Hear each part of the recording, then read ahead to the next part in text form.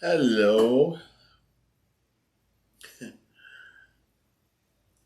my name again is Abiodun, and this is Eating Pains. Um, as usual, we on this platform we discuss stories of men who have had issues in their marriages, who have been abused in one way or the other, in one form or the other. Men come around to share their experiences. They send their experiences in. We are hoping that one day soon we will be having um, a man or two or whatever come around and do a live show.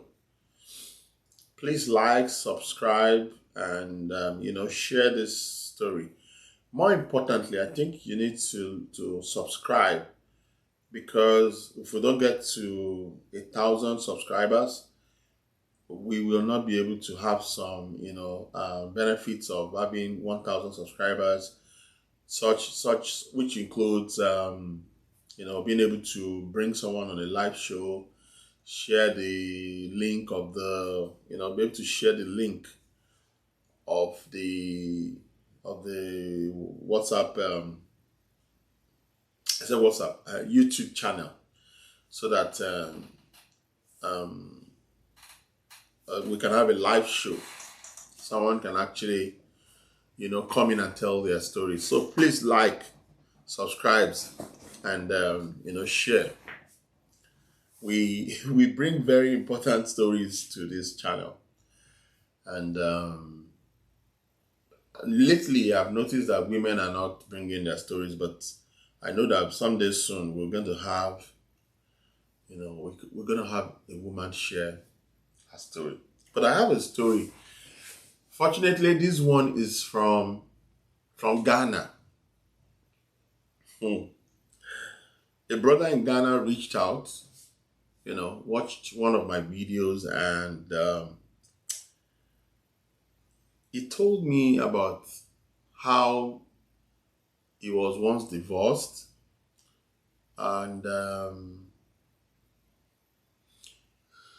he was working in an organization that was helping him. He was rising in that organization. He was getting to the he was in the level of a director. So, and he was divorced at that time. He had a child in his previous marriage. So apparently his folks, his friends, family, they were bothering him, to get someone else to marry. But he did not want to, you know, just marry. Like, he was not interested. He was enjoying his singlehood. He was enjoying his time of being by himself. But his folks, friends, and family were insisting, no, he needs to at least not have a child, have another child, so that he will be responsible. So he said he was walking one day, and um, one of the one of his staff in the office just called him and said, "Sir, there's somebody I want to introduce to you. A very good lady, very well connected lady, and all that. You know, very homely, hardworking, industrious lady." So this guy, he was already in the streets. He was having fun. He was thinking that, okay, this is going to be a woman that he will, you know, have a good time with again and just let go. Because he wasn't really, really serious about getting, committed to any relationship.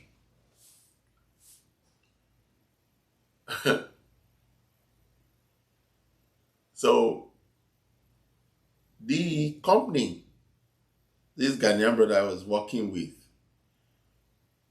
is also having a branch in Nigeria. So The colleague of this guy said the lady is Nigerian in their Nigerian office. Apparently, they connected, and this brother would always frequent Nigeria, would always come to Nigeria to see this lady, and this lady is from the southwestern part of Nigeria. It's a Yoruba lady. Before you know it, the relationship was going on. But within the few months that they knew themselves, this brother said she's very aggressive, she is very forceful, all she knows how to all she knows to do in having her way is to be aggressive, forceful, and wants to, have it, whatever she wants to have it right there and then, by all means possible. She doesn't know, she's not expressive. The only thing she knows in having her way is by being, forceful, aggressive, calling names, cursing, all those things. So but because this brother loved her so much, he he did not, you know, I seems to be very tired. I don't know what's going on. I think it's the cold. The brother did not want to um, let go. Then they've been intimate. That's one problem with relationship. When you're just meeting someone, you don't rush to bed. Start getting too intimate. Get to know each other first. So this brother said they started being intimate early enough. So once you have been intimate, it beclouds judgment. It takes away reasoning. It takes away sensibility. Instead of some things, you start rationing a lot of things and giving excuse and making excuse for very unruly behavior. So this sister was very aggressive. You will drag when she's, having issues with the brother, would tear the brother's clothes and all that. The brother went ahead and I need some water. What do you call it? Legal wedding. He did not do traditional wedding. And he gave the reason as that the mother of the lady and the father of the lady are not in good terms. So the marriage that they had was without the father-in-law's consent. Apparently, they are not in good terms with the father of the lady. So they got married, and unfortunately or sadly, this brother lost his job. He lost his job. No, no, no, no, no. He didn't lose his job. He changed job. He didn't lose his job. He changed job.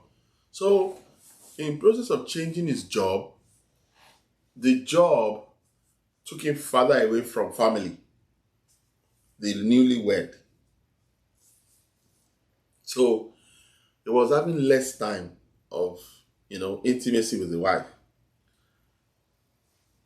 So during the course of, things, he didn't get to know the wife more because of the distance that they had in terms of, that was as a result of his career. So he was just, how will I put it? He knew a fraction of the wife in terms of being together. And when you're married, you need to be together to know each other more. But job took him out of control. He was out of space. He probably sees his wife maybe 2 times in a month, 2 times in 2 months. He said the distance. He told me that the distance was too much for him that he was losing his family gradually. So the time it comes around, he notices the wife's, change in behavior. She will, doing behaving somehow. She will, she will not be receptive. But he said because he loved her, it was fine. Then, in terms of having babies, the lady was struggling to get pregnant. Baby was not forthcoming. So this guy, once he comes around, he will try and stay for about 3 weeks to 4 months so that he can be available during the ovulation period to get impregnate his wife. But unfortunately, they didn't get to have any child. Now, he now told the wife to move to Ghana so that they can be together. Because, like I said, he's in Ghana, then she's in Nigeria. So told the wife to resign and, move to Ghana. The wife was like, okay, that's fine, but she needs to do some consultation. That was what she said, though.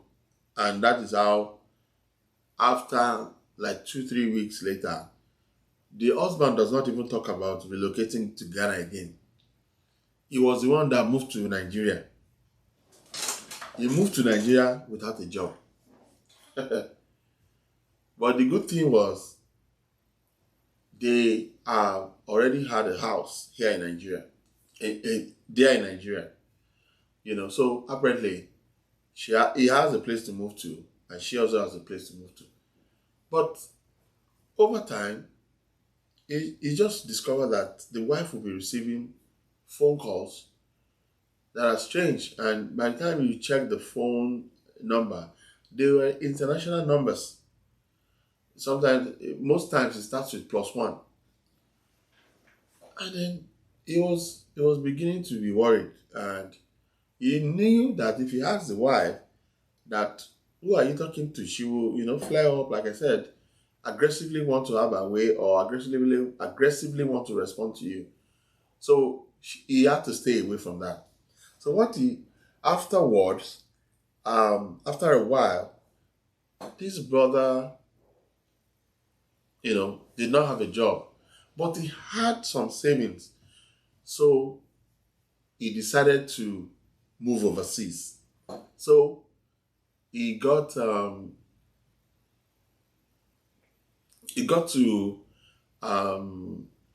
do what we call the express entry in Canada. So he did the express entry because he's an engineer. It was a lot easier for him, a little bit younger. So he did the express entry. He was an engineer, moved to Canada with his wife.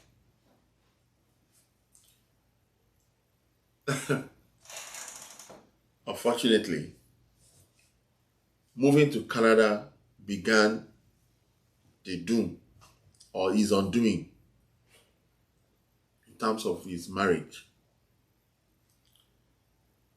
Before he met the wife was dating someone who moved to the US.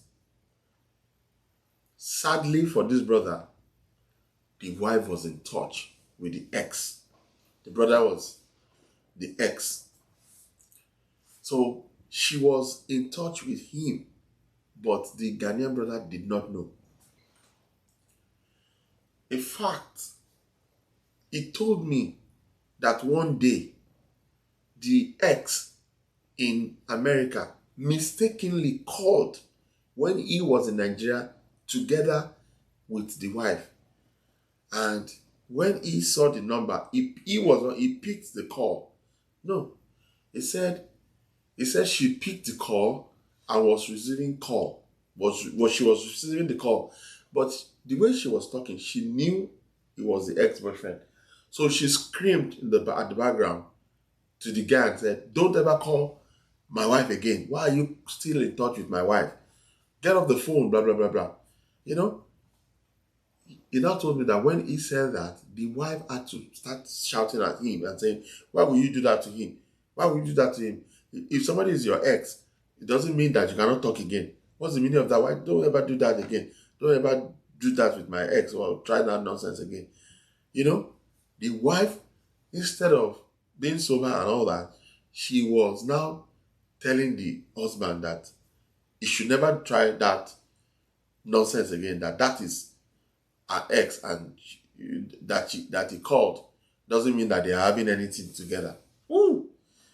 The Ghanaian brother was confused, like, is this my wife, or who is she talking to? Am I in the right house, or have I married the wrong person?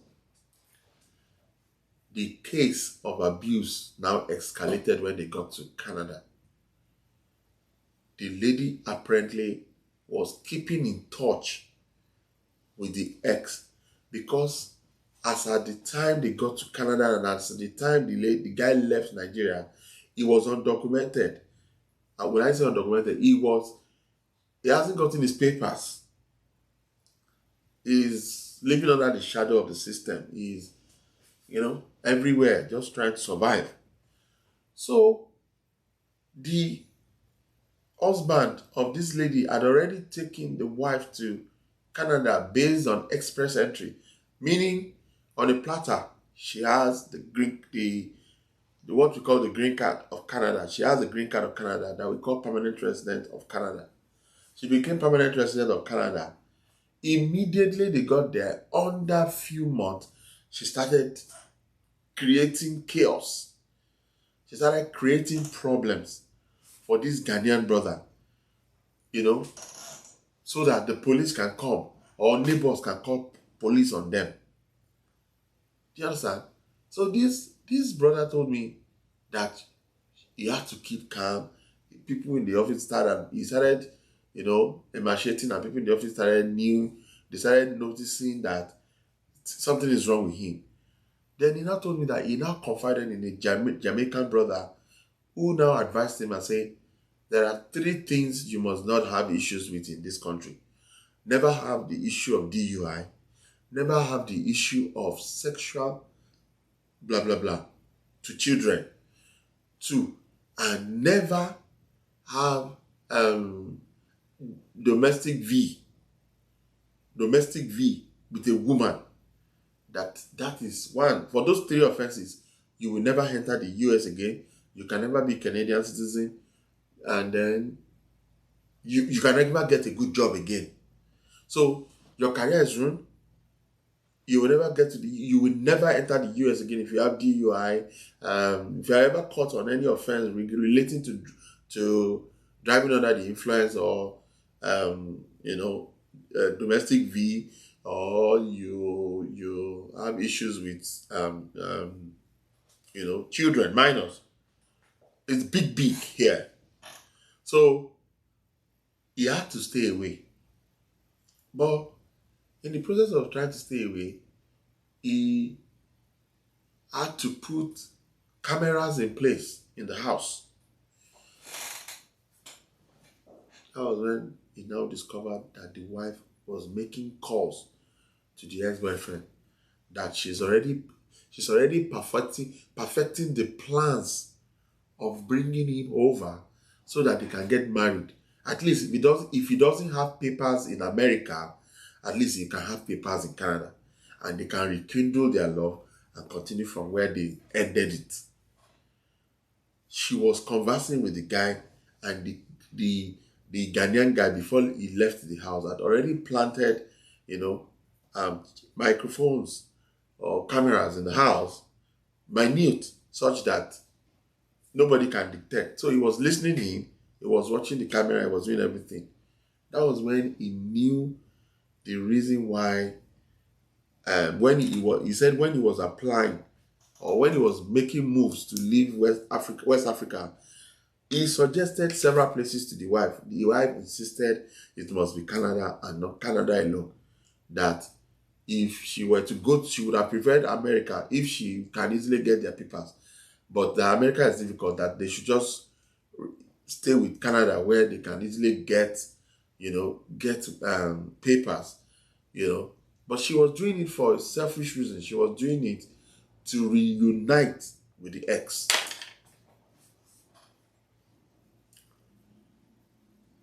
That was what saved his brother. So he took the recording and took it to the police. So the police now came to get the sister to get out of the house and go and find Abiari, because initially she had reported the brother that it was the brother that was messing her up. She did not charge, what do you call it? Press for charges. She was only just able to, scream, make noise and all that, but she could not press for charges because there were no concrete evidence to show that, the brother was molesting or abusing her or something. So they asked the brother, does he want to move back to the house or let his sister? They just came to remove the sister, but the brother said he is not moving back to the house, that he's never going to go back there, that it's a place of abuse. The sister went away, and that's how this brother was liberated. It was later that the brother went to Ghana and also visited the places of work, the initial place of work where he was working, that the sister was also a staff there. He now visited the Nigerian office where the sister used to work, because the staffs there were always on their neck and wishing them congratulations about their wedding anniversary and all that, not knowing that they have left themselves, they have divorced, they are no more together. But people in Africa did not know. So when this brother got there, the brother found out from a confidant in that office that told him that the lady had had several abortions and she can never get pregnant because she has erupted womb.